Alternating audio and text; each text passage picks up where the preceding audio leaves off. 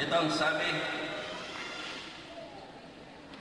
at nangyari ng inyong marinig ang tinig mula sa gitna ng kadiliman, samantalang ang bundok ay nagliliyab sa apoy, ay lumapit kayo sa akin. Ito ang sabi ni Moises, habang ibinigay yung utos ng Diyos, pinarinig ang utos ng Diyos sa tao. Ang Diyos ay nagsalita at narinig ng mga tao, pero dahil sa kasalanan ng mga tao, ayaw nilang humarap sa Diyos. Kaya lumapit sila kay Moises at ito ang sabi nila, sa magandang bagay ang lahat ng mga pangulo ng inyong mga lipay nagsilapit sa akin at ang inyong mga matanda at inyong sinabi, narito ipinakita sa amin ng Panginoon natin Diyos ang kanyang kaluwalhatian at ang kanyang kadakilaan at aming narinig ang kanyang tinig mula sa gitna ng apoy. Aming nakita sa araw na ito na ang Diyos ay nakipag-usap sa tao at siya'y nabuhay. Ngayon nga, bakit kami mamamatay sapagkat pupugnawin kami ng dakilang apoy na ito?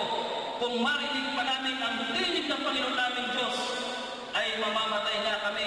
Verse 56, sapagkat sino sa lahat ng naman na nakarinig ng tinig ng buhay na Diyos na nagsalita mula sa gitna ng apoy na gaya namin at nabuhay.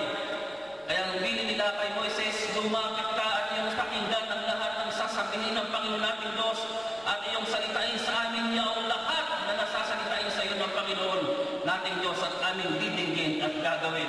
Dahil sa hindi sila makatiis na marinig ang salita ng Diyos, dahil sila ay nagkaroon ng tinatawag na pagkakasala, pagkatapos sabihin ng Diyos ang mga kautusan, lalaman na sila ng mga sarili na sila ay mga makasalanan. Kaya sabi na kay Moises, pwede ba ikaw na lang makipag-usap sa Diyos? Lahat ng sasabihin niya, iparating mo sa amin at kami makikinig. Kaya doon lang paumpisa ang tinatawag na namamagitan ang propeta sa tao at sa Diyos. Kaya anong sabi sa banal na kasulatan? Ang sabi nga sa verse 28, at narinig ng Panginoon ang tinig ng inyong mga salita.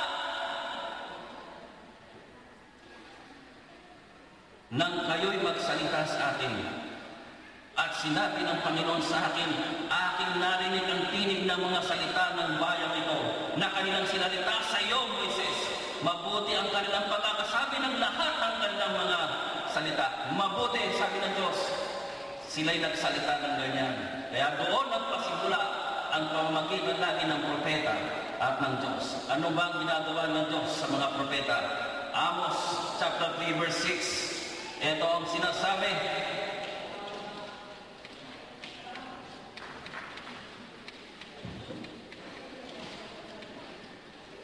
tunay na, chapter 3 verse 7 pala, chapter 3 verse 7, tunay na ang Panginoong Diyos ay walang gagawin kundi kanyang ihayag ang kanyang lihim sa kanyang mga lingkod ng mga propeta.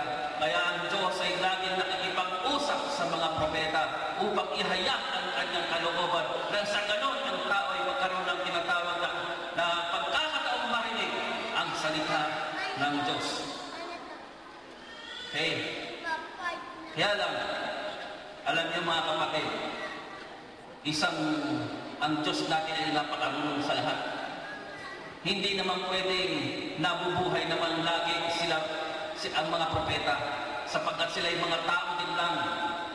Sila yan po, may kakanyahang mamatay. Ang gagawin man ng Diyos tuwing may bibiling siya, lagi siyang tatawag sa propeta. Kung ano sinabi niya kay Moses, sasalitain niya ulit dito sa mga tao ito. Kung pag namatay na yung tao yon, tatawagin ulit mga tao, ito ulit ang biling ko. Anong klaseng isip meron nyo kapag lahat na lang ng tao kakausapin mo, ay lagi mong kukulitin lahat ng sinabi mo?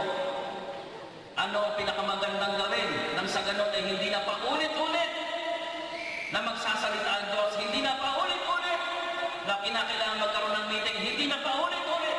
Kung ano sinabi mo kay Moises, yun din ang sasabihin mo ngayon. Anong pinakamagandang gawin? Ang sabi ng Diyos. Okay. At ang ginawa ng Diyos ay ano? Ipinasulat ang salita ng Diyos. Okay? Mamaya natin mababasa kung sino-sino mga pinasulat. Pero tandaan ninyo, that is the best thing, pinakamagandang gagawin ng Diyos. Para hindi na paulit-ulit, wala namang tape recorder nung araw, wala namang sound system nung araw, ang lahat ay nanggagaling lamang sa pakikipag-usap ng Diyos sa kanyang mga propeta. The best way to do ay ipasulat sa ganon kahit na mawala ng propeta, kahit na mamatay na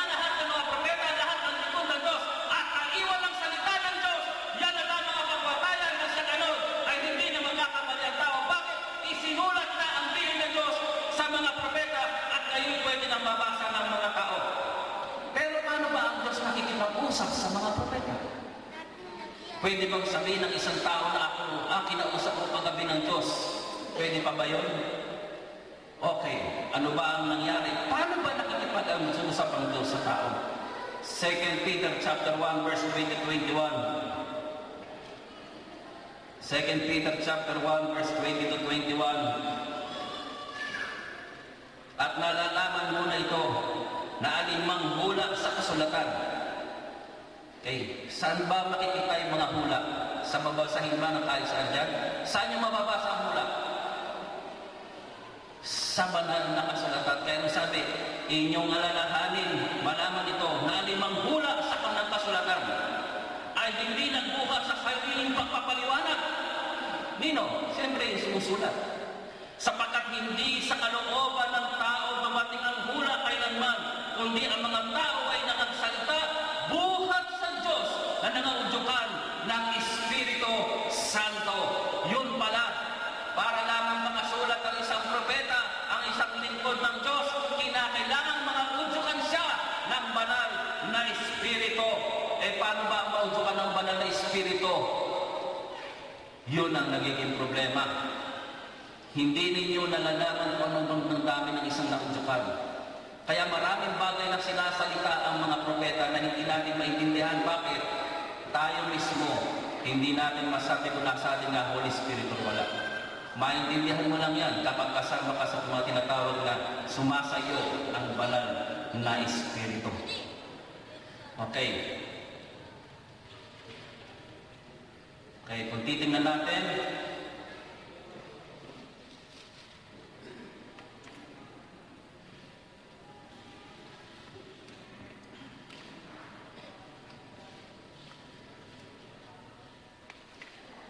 when we consult the writers, we find they claim to have written and spoken God's word.